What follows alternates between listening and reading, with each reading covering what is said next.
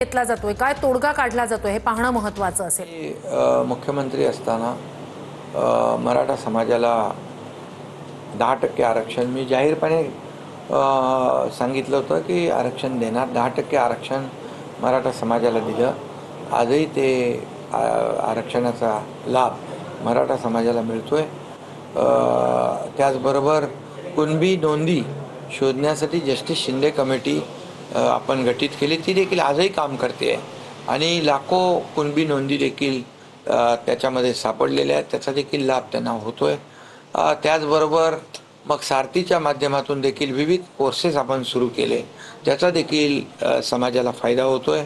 अण्णासाहेब पाटील आर्थिक विकास महामंडळ जे आहे त्या माध्यमातून देखील जवळपास हजारो तरुणांना रोजगारासाठी आपण बिनव्याजी कर्ज जे 10 लाखाची मर्यादा होती ती 15 लाख रुपये आपण केली, ते देखील आपण तो लाभ त्यांना देतोय।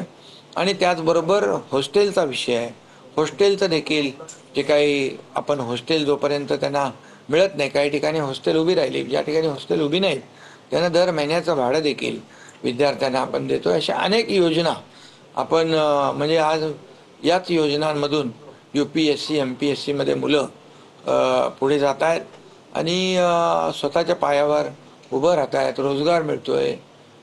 त्यामुळे शासन म्हणून आम्ही जे काही प्रयत्न केले 2.5 वर्षामध्ये ते तर मराठा समाजासमोर आहेत।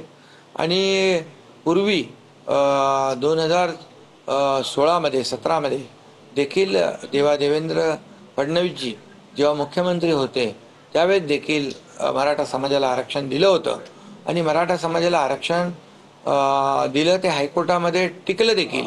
परंतु सुप्रीम कोर्टामध्ये काही लोक गेली त्याच्या विरोधामध्ये आणि सुप्रीम कोर्टामध्ये महाविकास आघाडी ज्या पद्धतीने बाजू मांडण्याची आवश्यकता होती त्यावेळेस महाविकास आघाडीचं सरकार होतं, ते सुप्रीम कोर्टामध्ये त्यांना अपयश आलं।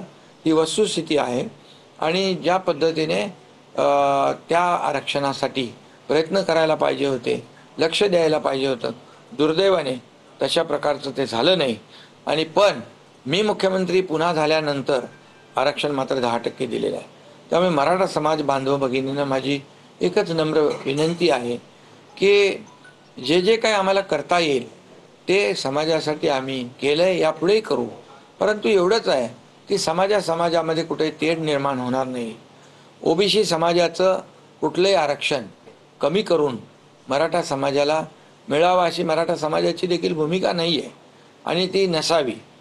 परंतु मराठा समाजाला म्हणजे कुणाचंही आरक्षण, OBC समाज असेल, इतर कुठलाही समाज असेल, त्यांचं आरक्षण कमी करून कुठल्याही समाजाला म्हणजे याचं काढून त्याला देणं हे खरं म्हणजे करताही येणार नाही। पण मराठा समाजाला जे काही करता आलं ते केलंय, यापुढे देखील त्यांनी जे योग्य आहे, जे आपल्याला कायद्याच्या चौकटीत बसून जे देण्यासारखं आहे, कायद्याच्या चौकटीमध्ये नियमामध्ये बसून आपल्याला जे काही न्याय आहे मराठा समाजासाठी ती देण्याची भूमिका सरकारची आजही आहे। आणि म्हणून अनेक योजना ज्या OBC समाजाला जे काही फायदे मिळत आहेत ते देखील मराठा समाजाला आर्थिकदृष्ट्या